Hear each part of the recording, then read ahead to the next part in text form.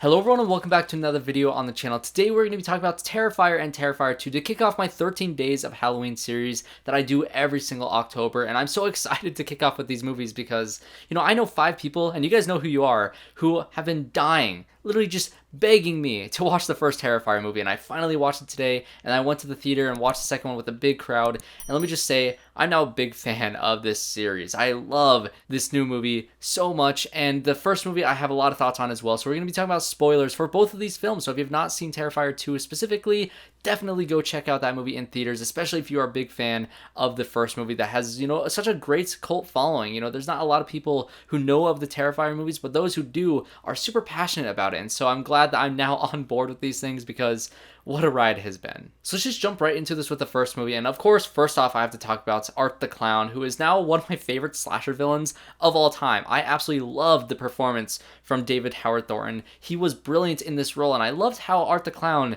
was just so silent. He didn't make a sound. He would always do these expressions. He'd always be laughing, or he'd always be like yelling or screaming or yelping when he's stabbed, and you think that there's going to be some horrific sound coming out of this monstrous looking guy, but there's absolutely nothing. That is what makes him so terrifying in both of these movies, because he is just so great in this role. And if you watch the movie in theaters, this new one, there's a little 10 minutes like behind the scenes featurette at the end of the movie that is just kind of an interview with the director and the actor who plays Art the Clown, and they talk about what they were going for the first movie, which was really an introduction to a brand new slasher villain to see how the world at large is going to react to this person. And of everything that first movie does, it absolutely nails the introduction of this character, which is exactly what the filmmakers were trying to do. And I love that the fact that he doesn't have a specific weapon. It's just all him. He'll use anything that's around him to kill other people. And I love it best when he uses actual like saws or something like that, because when he uses a gun in the first movie, it's a little weird to see a slasher use a gun, but who cares about that? But when he's actually using the saw and cutting that woman in half in the first movie, that is just one of the craziest things I've seen on film. And the second movie actually does, in my opinion, top it with the kill on ALLIE. It is just brutal. It is so gruesome. And of course, that silent, just menacing look on his face is so good. I just think that the first movie faults in terms of, it's such a low budget movie. It's honestly a no budget movie. It has no money put on the screen whatsoever. And you can tell in terms of the look and style of the movie, you can tell that they only had a very limited amount of resources, which is perfectly fine because they did make the most out of it for what they could. But I think the part that hurt it most is you can tell from the supporting cast members, for the most part, a lot of them feel like non-actors. It feels like, the director and all of his buddies, got together to make a film, and there's so many great, admirable aspects of that and a lot of charm for movies like that. You can tell that they just got together to make a really fun and bloody and just hilariously gory movie, and they had so much fun making it. But like I said, the performances really take me out of the movie, and it makes a choice of killing the main character halfway through the movie like Psycho did all those years ago. And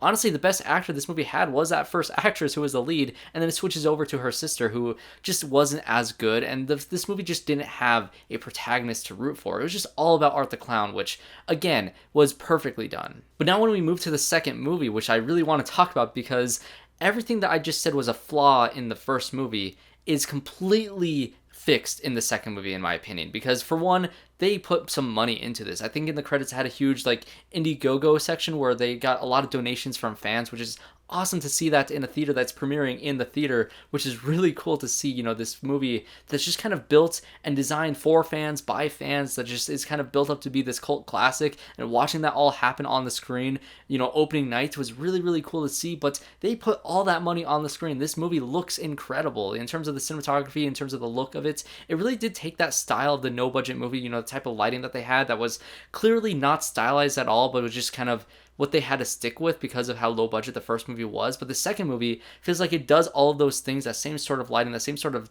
style and feel of it. But this time it was on purpose. This time it was very intentional. This time it has some nice camera movements. It has some intention and some actual filmmaking, they have the toys to be able to pull off the ambitions that they had in the first movie, but they are able to go full on, just all out for the second movie. In terms of the blood and the gore and the kills in the second movie, it is not toned down at all. It is ramped up in the second movie, because the first movie has maybe like 2 or 3 kills that are really memorable, and the rest of the movie is just like good, but this movie, almost all the kills are super brutal and memorable. I can think of so many, especially the ALLIE kill, like I mentioned earlier, that is completely brutal. And they talk about that in the little, feature after the movie where they're saying, like, by the end of that sequence, they created this really cool animatronic that was just completely torn up to bits. And this girl was still alive through all of it. She was just absolutely being ripped apart and just completely just killed in so many terrible ways by Art the Clown. You can just tell the brutality of this character is so strong, which makes him such a great slasher villain. But the real surprise and highlight of Terrifier 2 is Lauren LaVera, who plays Sienna, who is the main protagonist that we're following in Terrifier 2, and she is so damn good. And her entire family, honestly, her brother and her mother were characters that they set up so much time for the first half of this movie, kind of building these characters and who they are, what their backstories are, and how they are kind of relevant to, the Terrifier character, the actual, Art the Clown, and how there's some history there and there's some intention in terms of why she is going to be the person that Art the Clown is going to be going after throughout this entire movie. There's a lot of lore that they build in this movie that was, again, a complete surprise. And where the first movie spent the first half of the movie kind of, building that tension and showing Art the Clown how creepy he was stalking these girls throughout the entire movie, throughout that Halloween night, and then it just gets crazy for the last half of the movie. This movie takes the first half of the movie, yes, to build tension with Art the Clown, of him going around killing some other people. It opens right to where the last movie ends off with, the mortuary scene, and then it skips a year forward and you get to see, where Art the Clown is now, who's going to creep after now. But then you get a lot of setup for her character, for Sienna's character, and, some setup for her friend group, but mainly for this family. And I love the fact that it kind of pieces together her history throughout the movie as it plays out, because you hear about her father not being around anymore and how that has really psychologically damaged, both the kids in very different ways. And so the little brother Jonathan is kind of just really messed up in the head. You see him investigating, the Art the Clown thing from a year ago. He's becoming very obsessive, and this movie actually tries to have some thematic elements with it, which, again, surprising with that, it has something to say about, obsessing over killers and the exploitation of, the killers and their 15 minutes of fame, and just kind of exploiting that and kind of ignoring the victims of it, and just kind of praising, the actual killers and how damaging that is for the victims.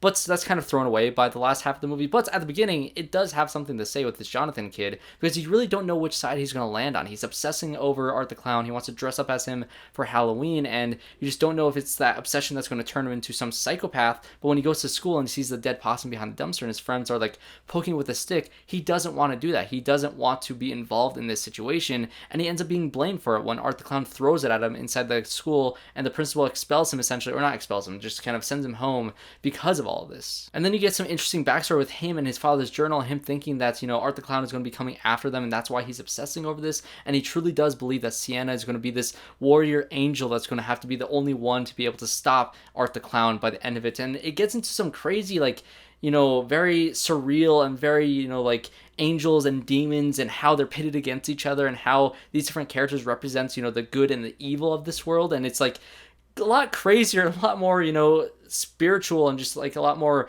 godly than you would think this movie would be. And so Sienna really is the chosen one in this franchise, and they talk about it more in the after credits thing, of them talking about behind the scenes of this movie, where Art the Clown is essentially this demon and is being guided by the little girl throughout this movie that's kind of, trying to push him towards Sienna's character to kill her before she becomes, this battle angel that's going to be able to take him down in the future installments of a third movie. And so that's kind of what it's setting up here. It's setting up for a third installment where you have this great battle angel who is the chosen one, who's going to be able to take on Art the Clown, who's this demon of this world, who's being kind of controlled and psychologically, like, pushed into the direction by whoever this little girl is, who seems to be, his first victim, the one inside of the amusement park. And so they're setting up all these different puzzle pieces, and it's not all answered in this movie. There's not answers for all these little things, especially the post-credit scene, the actual one, where I think I could have sworn it said 1953, but then it shows, the victim from the first movie who survived with a really messed up face, and she even has a storyline where she mangles, her interviewer at the beginning of this movie, this really famous,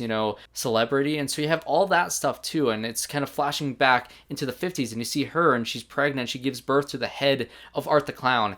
I have no clue what any of that means, but of course the director knows, and he has a path of where he wants to take this franchise now to make this a trilogy. So I'm very, very invested to see where this is all gonna go. Again, this movie has all the things from the first movie that it just improved upon. It has the blood and the gore. It is a bigger and better sequel. Usually bigger doesn't mean better, but in this case, it really did. All the money that they got for this thing really did pay off. In terms of negatives, I honestly don't really have too much for this movie. I think that it is a very long movie. It's 2 hours and 18 minutes, whereas the first one was like an hour and 18 minutes. So it's literally an hour extra of runtime in this movie. But honestly, I didn't really feel it overall. I think the movie is warranted with its length. I think a couple scenes feel like it goes on for a little bit too long, and my mind was kind of meandering a couple times, but then the movie drew me back in. But overall, I felt like I was never checking my watch waiting for this movie to end. I feel like the ending had a few times where I thought it ended, but then it kept on going and just got crazier. But overall, I think the length of it, you did kind of feel it, but it wasn't too bad. I think it could have been turned off maybe like 5-10 minutes more, or maybe even 20 minutes more to make this like a really tight 2-hour movie.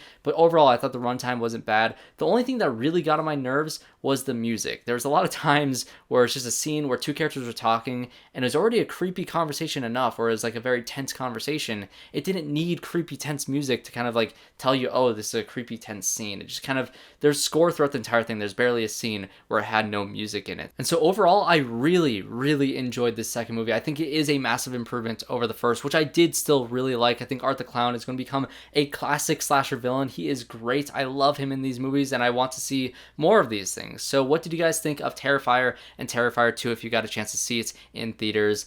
What are your thoughts on what the future of this franchise is going to be? You know, this angel and demon being pitted against each other. How's it going to go down? What does that after credit scene mean to you guys? The flashing back to 1953. Did it go back to 1953? Or am I gaslighting myself and thinking that I saw a little title card for that? Or is it actually present day? Because it'd make a lot more sense if it was present day. But so many questions, so many great moments. What was your favorite kill? Let me know in the comments down below. And of course, if you enjoyed this video and you want to see more reviews just like this one, the continuation of my 13 Days of Halloween, I'll be reviewing Werewolf by Night later today, and also I'll have a review up for all of the Midnight Club, Mike Flanagan's new show that's coming out also today. So a lot of crazy things that we're going to be reviewing on the channel, so definitely subscribe to see more reviews just like this. So thanks everybody for watching, and I hope to see you all in my next one.